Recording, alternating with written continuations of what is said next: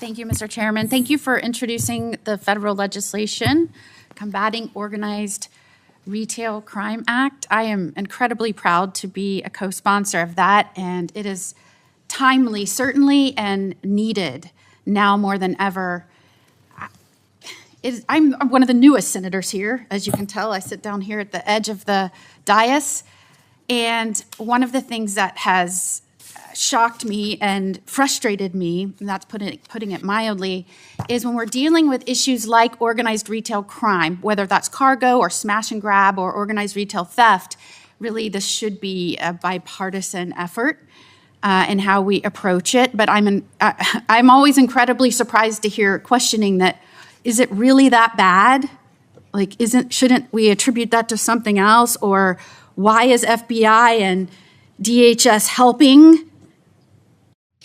So what I'm finding is that I think in whether it's a governor or a mayor in so many places, and just to be clear, that's the executive branch whose responsibility is to enforce the law. There is almost an ignorance or willful blindness, or maybe it's self-promotion over the success and stability of their state or city. I don't know what it is. But it is increasingly hard for somebody like me that served as a judge and a federal prosecutor and is the wife of a law enforcement officer to watch these statements. For example, in one governor, Newsom out of California, went to a cargo theft site and was like, I don't know what's happening. This looks like a third world country. In fact, I don't think it's a coincidence that in the last 3 years, the incident rate of cargo theft has gone up 17,000%, and we've also seen unvetted people come into this country by the millions and invited into California, and nobody's picking up on that. How many times have we heard the word transnational criminal organization? Transnational criminal organization. In fact, we just rolled out more arrests since Trump's been in office of people here that have been deported time and time again with criminal backgrounds and are stealing from cargo freight. In Florida, we just arrested a ring of people here from Venezuela with ties to Tren de Aragua who were found to have been responsible for dozens of retail thefts in Florida.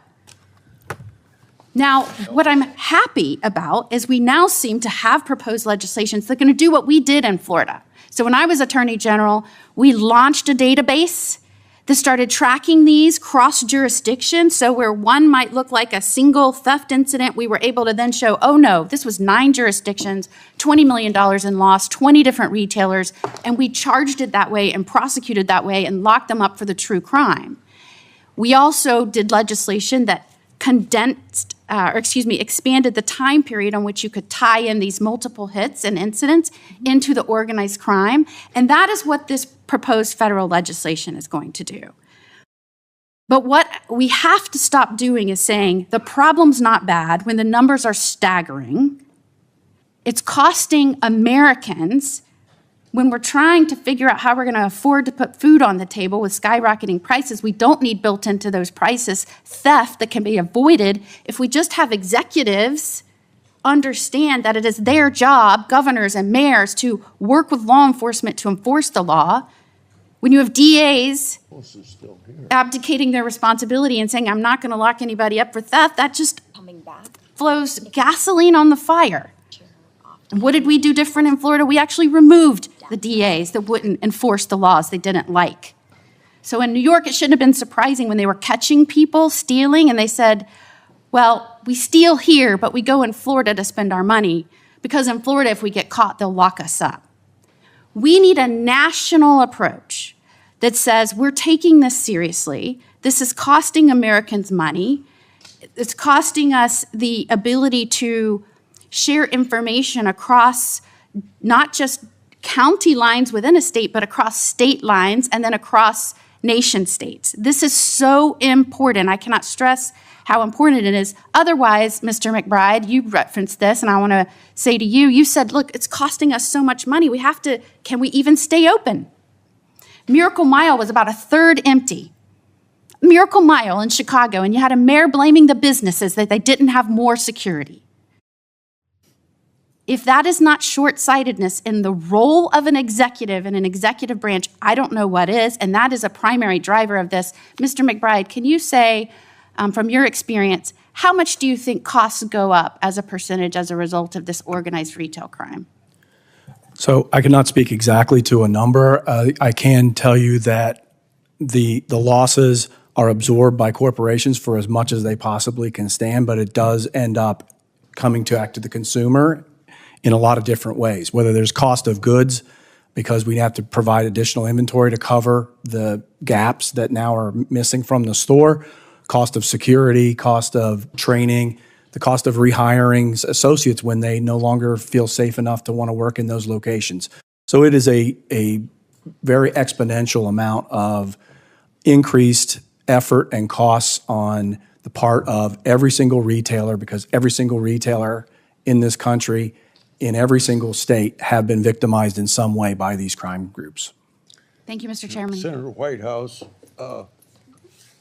and then I don't know, Senator Tillis, are you going to ask questions? Okay, I've got to go vote, so you guys will have to work this out here. We'll manage. Senator Ashley Moody, Republican Florida, pressed for a stronger national crackdown on retail crime, pointing out how quickly the problem has grown and the cost it places on everyday Americans. She said she was shocked that some officials still downplay the scale of organized theft, whether it takes the form of cargo raids, smash-and-grab robberies, or coordinated retail schemes.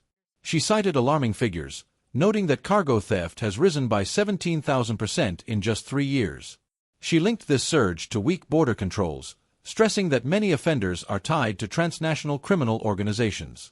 She referenced a case in Florida where Venezuelan nationals with connections to a crime group were arrested for dozens of thefts. Drawing from her time as Florida's Attorney General, Moody explained how her office built a database to track incidents across jurisdictions. What might look like a single theft in one city, she said, often turned out to be part of a multi-state operation worth millions of dollars. Florida also expanded the time frame for linking cases together, ensuring prosecutors could charge offenders with organized crime rather than treating each theft as isolated. She criticized governors, mayors, and district attorneys who refused to prosecute theft or dismiss the problem, arguing that such inaction fuels lawlessness. Florida, she said, took a different path, removing prosecutors who would not enforce theft laws. Criminals themselves admitted they avoided stealing in Florida because they knew the state would lock them up. Moody emphasized that theft drives up costs for everyone.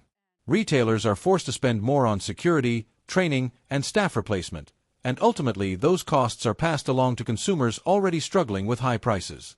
She warned that businesses may close when theft makes it impossible to stay afloat, pointing to examples like Miracle Mile in Chicago where stores have shut down. Local leaders, she argued, should stop blaming businesses and start enforcing the law. The senator urged her colleagues to support a federal plan modeled on Florida's approach. She said a coordinated strategy across state and national lines is the only way to protect businesses, workers, and shoppers from the growing wave of organized retail crime.